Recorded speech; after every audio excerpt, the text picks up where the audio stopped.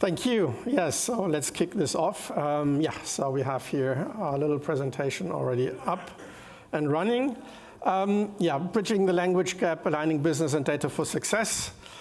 Just for myself, to my person, I'm Gregor Baues. I'm today the Director of Business Enterprise Architecture for the overall commercial marketing and customer experience organization of the KLM Group. I'm working with a team about driving our processes, aligning processes with the data, with IT and everything else. And also before starting off, just a little thought from my Lufthansa colleagues over here, because they're having a very, very tough day today, probably tomorrow as well. I totally feel with you, so I can imagine what you're going through right now with all the strikes going on. So, and also here, actually, this is a very good point, because where data comes into play is actually in such heavy disruption circumstances, where we have to munch through terabytes, petabytes of data to get our customers back on track, to reaccommodate them, give them the solution they deserve, because we want to keep them happy, right? So that's a very important thing here. Starting off with this one. I think this is actually, anyone can say anything about any topic. This is basically the crux of the whole problem we are facing. So if you have something like, okay, Beethoven, somebody says, yeah, he is a composer. Or somebody else says, okay, he is a pianist and he's living in Vienna. And another guy says, yeah, Beethoven is a time traveler. Well, syntactically, the last thing is right, but obviously the fact is not true.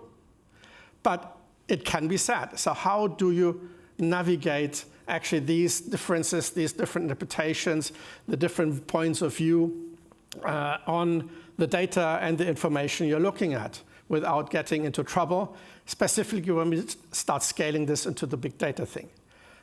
So this is actually something which is coming from semantic modeling and has two or three things attached to it. One is decentralized information. In our organizations, larger organizations like ours, everybody can just invent or bring up new concepts, new ideas, new information, models, whatever. You cannot avoid this, you cannot control this, you have to accept it and live with this. So this is extremely important to keep in mind. Second thing is also, about the open world assumption. Not because something does not exist in our databases. In the classical world, that would mean it's wrong, it doesn't exist. But in the open world assumption, that's not true. And this is where we have to live with, because it's happening all the time. And not because, let's say, well, you know that if I would say airport codes, I have ZZH. That's a valid syntactical airport code, but it may not be true. I don't know. So somebody can just make this up, and I have to still qualify the information to be sure that this is validated against authoritative resources. In this case, that would be IATA for our organization, who is making these codes and make them valid and available to the overall industry. So this makes the whole thing very, very complicated. And therefore, the Tower of Babel as an idea, because we're all speaking, let's say, English, or in our case, Dutch, French, and English in our organization. And even when we're speaking the same language, things can be getting interpreted and understood by different ways, different means, different ideas behind it. So there's a misalignment happening consistently, and this creates actually costly mistakes if you don't pay attention.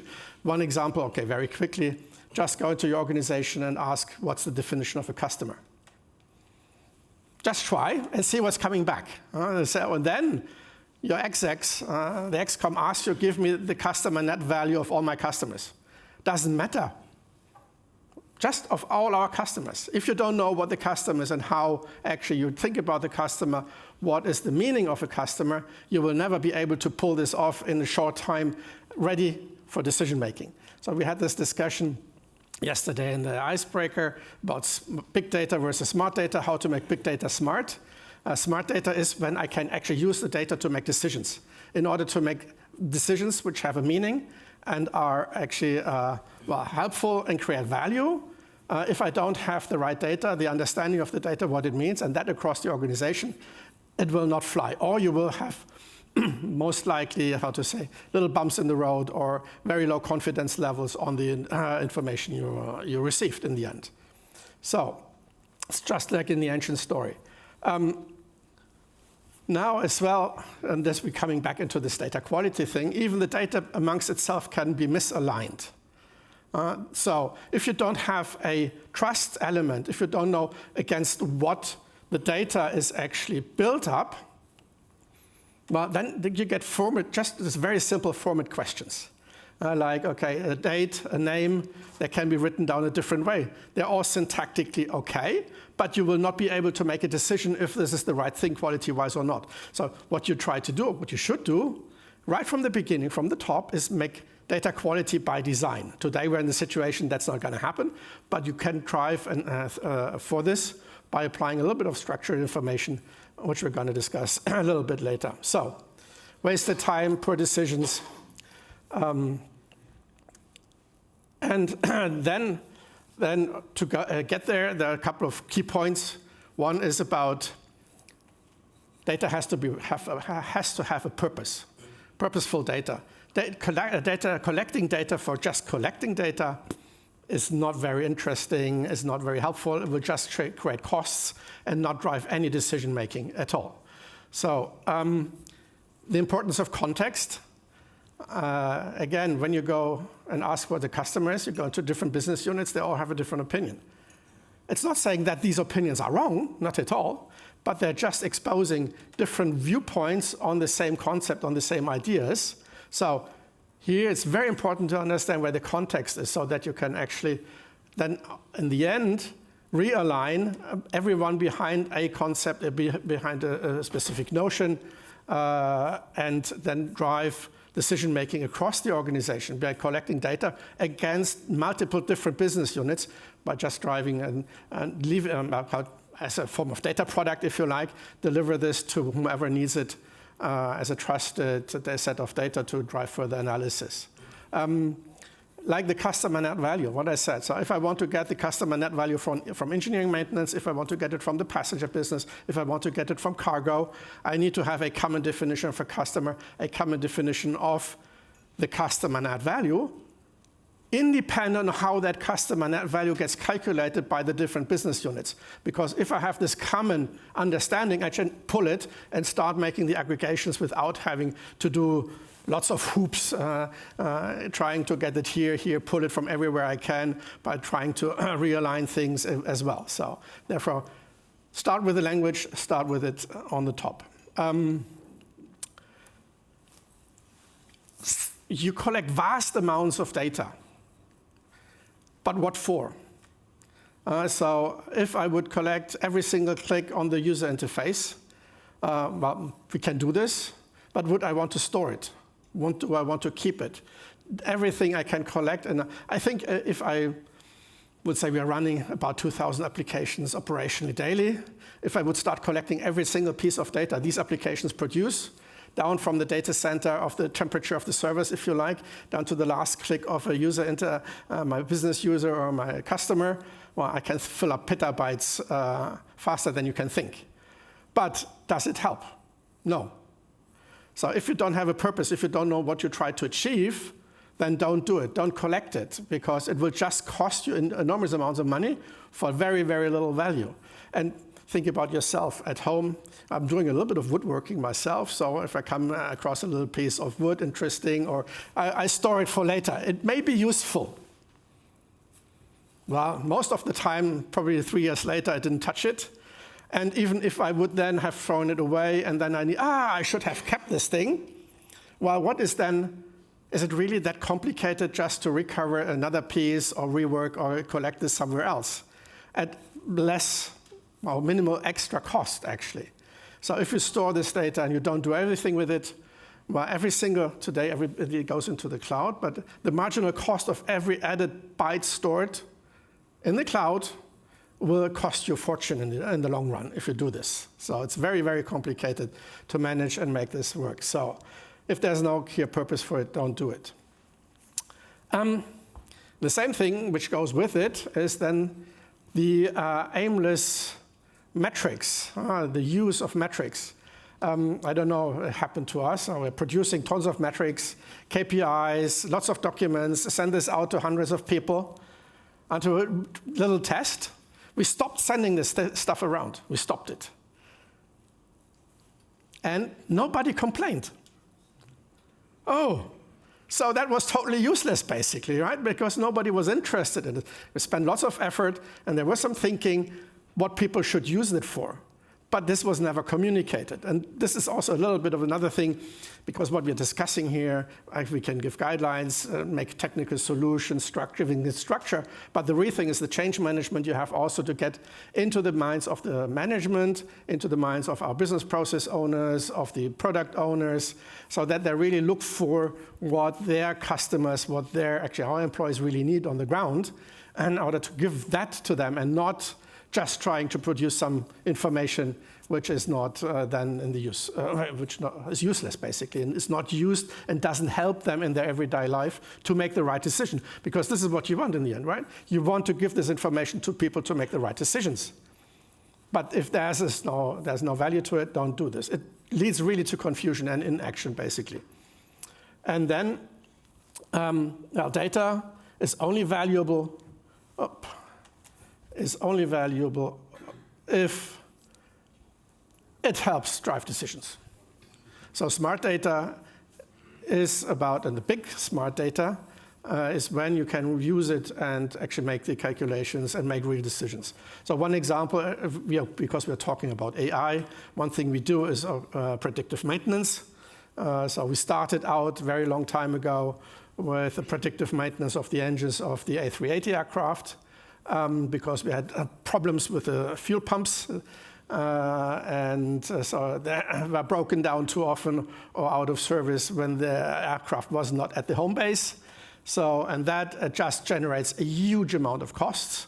And so even if the life cycle of the pump's not finished, according to the regulations and the compliances, we started swapping them out because we fairly sure knew that there will be an issue a couple of flights down the road. So that helped enormously. But we had to have the real data, the correct data of the monitoring, of the telemetrics, of the whole engine, the operations of the aircraft, all that stuff. We collected it for a very long time and then started creating these models in order to be able to do this. And then collecting such data has a purpose. The business goal was clear here. We had to improve actually on the maintenance and the breakdowns of specific spare parts. And then, yes, then it makes sense. But actually from our offer process, for example, to collect just trillions of data points, no. So we have to break them down and we have to aggregate these things so that they are useful in the end for the applications we need.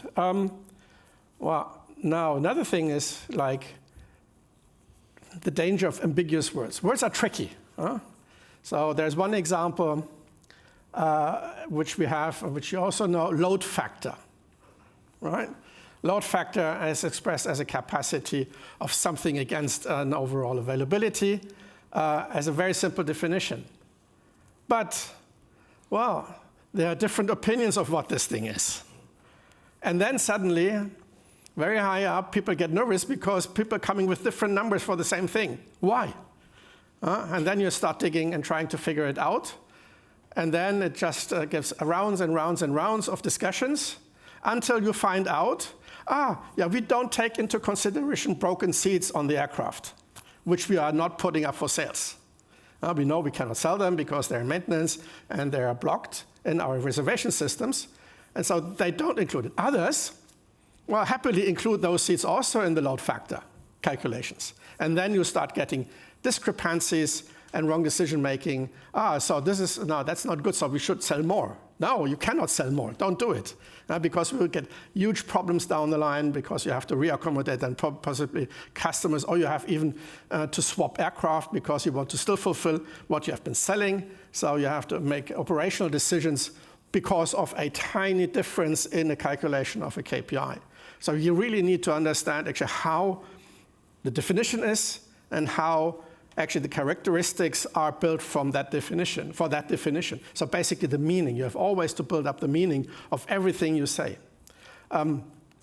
Another example here, customer churn, right? What does it mean? Or revenue. Does it include taxes? Doesn't include taxes. Fees, is it no, fee, with fees, no fees, whatever, right? Customer churn. How do you define this? Instinctively you know what it means, but you cannot write it down. Is it actually because somebody didn't buy anything within a 6-month period? Because anybody didn't buy anything in a 12-month period? Because actually the average value of the shopping cart he has is dropped below X euros? What does it mean? Does it mean that we lost that customer?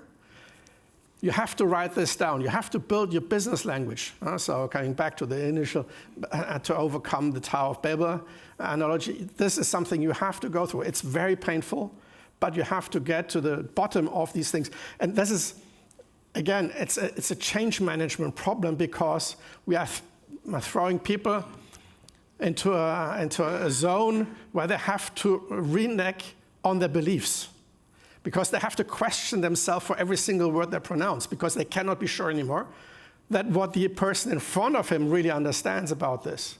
So that they are, and I have been in meetings too often, too many years along, where actually people were talking like this. And in the end, next meeting, and months and hours lost. So if we can overcome this, then it will be really much better. So, and here's the thing, that's the context part, right? What does it mean in that context? So that there is alignment.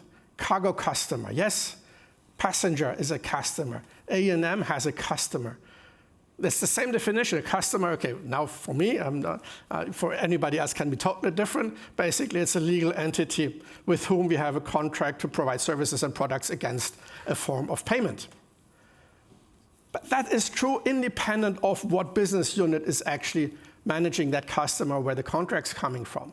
But an identifier, just a very simple thing like an identifier of a customer, is entirely different from cargo to E&M to the passenger business. But the identifier is still a property of the customer. That doesn't go away. It's still the same thing. But to take this apart is extremely complicated for people to understand, basically because you go also to the meta level. So now I have this identifier. This is globally customer identifier. This is an entity concept which is admitted across the overall organization with one single definition. And then you can instantiate this identifier against the needs of the process, of the cargo people, against the needs of E&M, against the needs of the passenger business. But I have one single source in my dictionary. So there's one entry for customer ID in my dictionary. I thought I will go back home to my parents and bring a real paper dictionary with me, because this is what we try to do, but in electronic form, somehow. But this is what you have to build.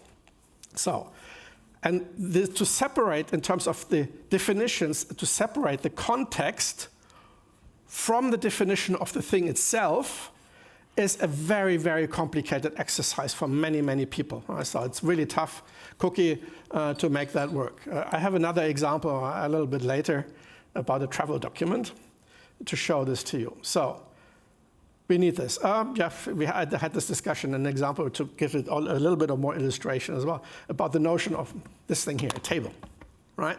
A table for a furniture maker, a table for somebody running a restaurant, and for actually somebody who is in geological studies. Same word, same meaning, it's a flat surface basically. Has totally different meaning in the sense about the characteristics you express against it. A table in the restaurant is still the same thing. It doesn't change with respect to what actually the furniture producer makes.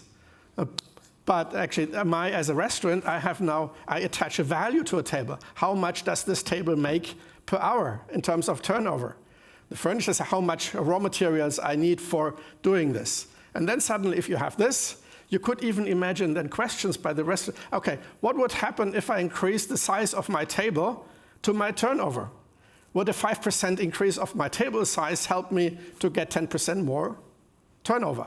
But the table size itself is not necessarily one of the primary preoccupations of a restaurant guy. So he wants to know how much does he make in average per seat or per table in an evening or in a day. So the context is extremely important here, and you have to make sure that this is happening. So maybe you saw this already, this type of picture.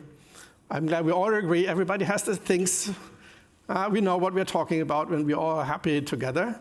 But in the end, when you ask them, now write it down, they understand, no, we're not really talking about the same thing. We have different visions around this. And then the tough part starts. Then you start actually having to make it the discussion and get the people together so that they are aligned, they're thinking, that their mental image gets the same and gets synchronized, so that you then actually can start building the data points, collect the data in the right way, store it, and use it wherever you require it. So then you can say, I'm glad we all agree, if you have created this image together. So it's really about building a dictionary. So our goal is to create the AF/KLM Business Language Dictionary, where there is one entry for customer, there's one entry for aircraft, and I can tell you nobody agrees what an aircraft is. But we are not the only ones. I was talking to the French railways. They don't even know how to define a train station. It's used operationally day in, day out. They don't know how really to define it and how to make it work. Because, as before said, people trying to define it always bring in the context in which they use that concept into the discussion. They cannot dissociate it from it, but which is normal, which is not bad as such, because they are living the processes. So they are so ingrained with this, and now you have to take this apart, because we need to make our data quality working. We need to have the common definitions so that we can do cross-company analysis against all the data points. This is extremely complicated. But when you have discussions where people don't understand, the very first reflex is, okay, which context are they living in? What do they use that notion for, the business? And then start trying to take it apart so that you can build up the commonalities, but whilst maintaining the meaning, basically the characteristics for every single business process you need attached to that item, to that concept. So you build a dictionary, and it's painful. It's tedious, it's met with resistance, and it can be very, very felt to be bureaucratic, basically. But in the end, in the long run, I think we don't have a choice, because if you start collecting just a big mass of data, basic garbage in, garbage out, right? I don't know. I don't know what trust I can have into the data. Oh, no, not this door. No. So we have to build this up, and there's a big payoff in the end, and because we are really eliminating waste. So I just want to say, okay, because I have now 5 minutes left, I just been told, so there's so many, I can talk about this for hours. So speeding up a little bit, the question, how can we make it happen? What did we do actually? And I tried to harness the whole thing and start building our dictionary. And the very first thing is about building structures to definitions. Because we have this in the dictionary, it's written all in text, but text is very nice. But computer systems cannot work with this, right? So they only know 0, 1, so we have to give it a little bit of a way of describing it so that we can automate processing, validation checks, and verifying things about this. So the very first thing we did, actually, we used here the ISO 11179 standard. I don't know who knows about this one. This is an ISO standard about metadata registries and how to specify metadata, which captures actually the semantics of data, which captures the representation of data, as well as the description of the data itself. So the metadata of the metadata, which is extremely important in order to capture all the relevant information to make sense out of these things. As a short example, this is how it looks like. It's get cut into 2 pieces. You have the conceptual part on the top, and you have the representation part on the bottom, and by defining what's called the data element concept, which is in this case the airport identifier. I have an airport as a concept, the identifier as a property, and then you can add any property which is required from the different businesses attached to this same concept. Ground handling services will have other characteristics to attach to the airport, as will have maintenance services, as we will have as passenger business. So there are lots of different things you can attach to this. and then the conceptual domain, which translates in our business then to what we call the data domain, the airports of the world. So you have Munich, Orly, CDG, whatever, and then you go down into the representation. Now you start structuring and formalizing that knowledge below, basically by saying, in order to trust this piece of information, I need to know from a business, how do I represent this?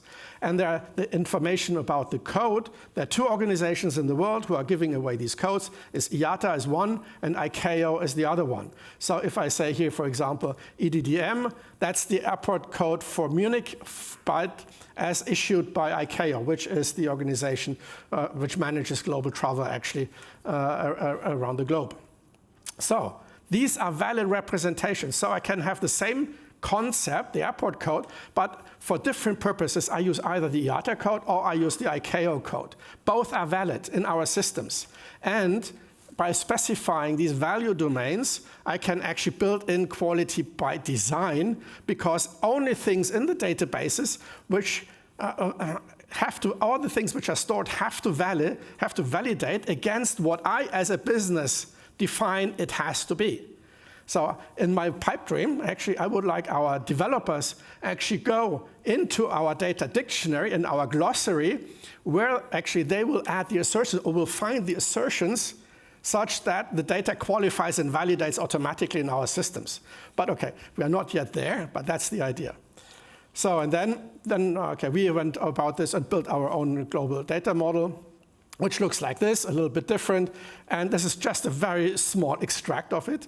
But we try to bring everybody around this one and build it up and create this. The thing is not this model. That's not that complicated. It was very complex from a couple of people to build this. But the real complex part is the change management and get people to start thinking around these lines and having do the work, because now we have to produce the content and add it to it. So that's a big, big thing to do. And now I had this little example here, and maybe Colibra are here because we're using Colibra as our backend systems. And that's about the passport, right? What is the passport as a travel document? A passport, what is the property of a passport? People will come up most of the time, passport number, but the next to it comes immediately first name, last name. And this is where it already starts going wrong, because the passport is just a representation of me, which allows me to travel.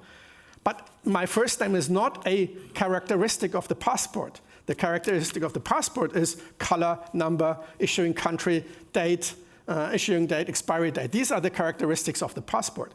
But it uses, and therefore I actually introduced a couple of other semantic modeling relations so that people can manage still having say, yeah, okay, it's first name. And then, okay, I can still use it, I can express it, not to throw them off too far, actually, from the current way of working. So, and we can trace this down across the whole thing. So this is now the global overview, a little bit of how we go about this. What I'm talking about is the blue above, right, on top, which is about the business language and the dictionary, how to build this. But then we are going down into the physical environment. And so basically, we should have just a couple of hundred concepts in our dictionary, which should be able to cover most of what we are doing. If at one point in time, I would think there's a convergence to an asymptotic convergence somewhere. If we don't achieve this, then we have to ask ourselves a question, does our business change all the time? Because we have to add more and more and more things. And then it goes from the hundreds to the thousands to the conceptual data dictionary, down to the millions when we're talking about the information system. So, and this is actually now where I have my last thought. It's not just about aligning data. You need to align your language. It's really about building your business language in order to achieve the goals we all try for. There are lots of discussions, technical things, all wonderful. But if the source actually, where we start from, is not clean enough, then we can do whatever we want. We will not achieve the proper results we look for. So when business speaks data and data speaks business, that's when you get the real magic happening. Thank you very much.